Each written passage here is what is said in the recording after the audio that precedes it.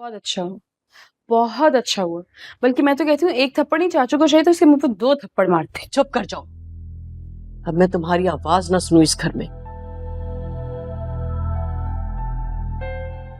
अरे पहले क्या कम हंगामा हुआ है जो तुम मजीद तूफान लाना चाहती हो? और तुम्हें जरूरत क्या थी दुकान पे जाने की? हाँ? ना तुम दुकान जाती और ना ये तूफान खड़ा होता।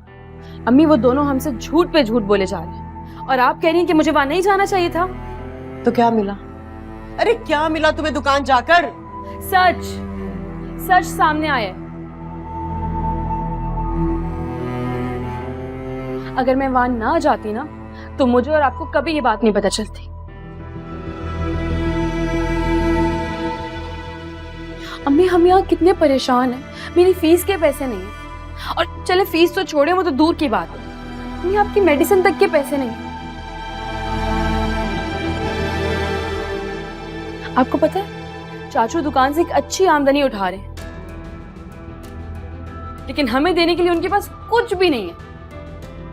मेरे अब्बू जी की दुकान है, वो उस पे पूरा हक है अम्मी मेरा। चाचू उस पे कब्जा करके बैठे हुए। रमशा कब्जा नहीं किया उन्होंने। अम्मी कब्जा ही तो है ये।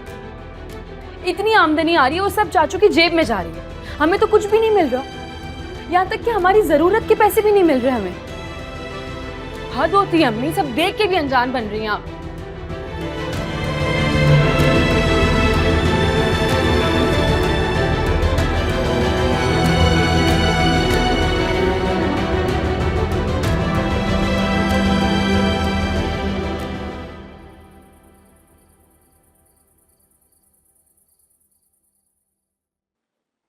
कुछ भी सही, अनवर आपको इस तरह जवान औलाद के ऊपर हाथ नहीं उठाना चाहिए था, वो भी सबके सामने।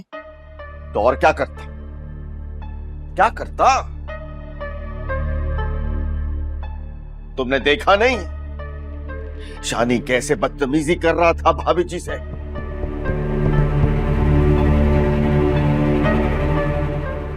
क्या जरूरत थी रमशा के साथ उलझने की?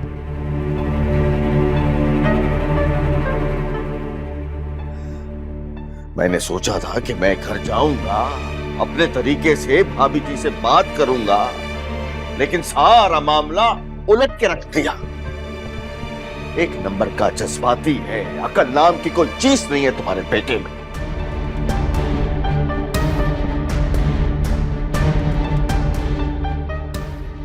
तुम लोग क्या समझते हो भाई साहब के जाने के बाद अकेले दुकान संभालना कोई आसान काम है? मैं अपने तरीके से भाभी जी से बात करता तो वो समझती भी।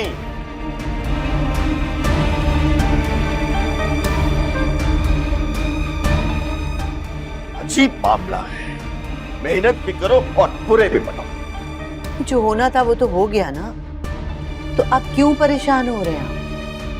ना ना ना ना ना ना ना, मैं परेशान नहीं हूं। होगा वही जो मैं चाहूंगा।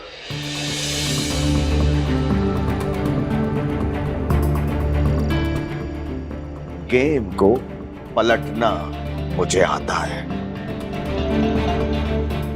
पुराना खिलाड़ी हूं। कौन सा मोरा किस जगह चलना है, कब चलना है, मुझसे बेहतर कौन समझता। इस भाभी की और इसकी बेटी की तो ऐसी की तैसी। जवान औलाद पे हाथ उठाना पड़ा, पूछना था उससे। ज्यादा बुरा तो नहीं लगा? बात तो गलत है। मजबूरी थी मेरी, समझा भी करो।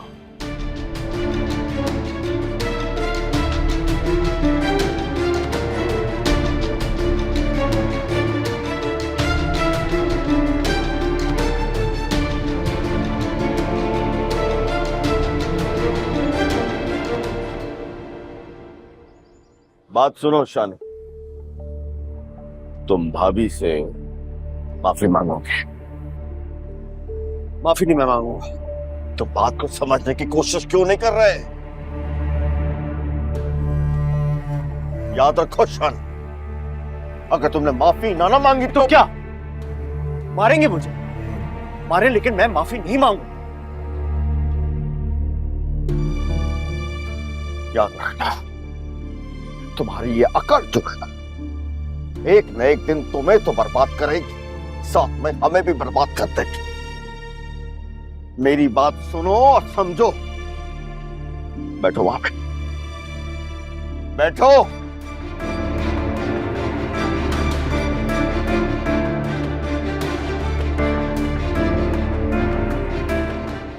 देखो शाने, बात की नजाकत को समझने की कोशिश। मैं समझू?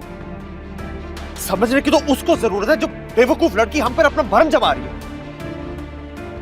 क्या क्या कर रही है वो? क्या भरम चलाया है उसने? यही कह रही है ना कि वो दुकान उसकी है, वो कारोबार उसका है, उसके बाप का है, हमारा कुछ नहीं है। तो उसमें गलत क्या है? क्या गलत है? वो कारोबार भी उसका है, वो दुकान भी उसकी है, उसके बाप की है। डरो उस वक्त से। आज तो वो सिर्फ दुकान का हिसाब मांग रही, कल को वो उसी दुकान का कब्जा मांगेगी। और बात शानी यहां तक रुकेगी नहीं। ये घर किसका है जिसमें तुम दंदनाते फिरते हो, ऊंची आवाज में बात करते हो? किसका है?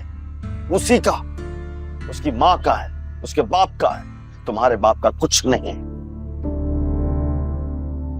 उठा के बाहर फेंक दिया ना हमें, तो ना तुम्हारे हाथ कुछ लगेगा ना मेरे।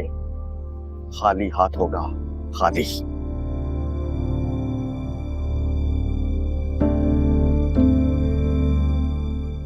इसलिए जो मैं कह रहा हूं सो गौर से सुनो।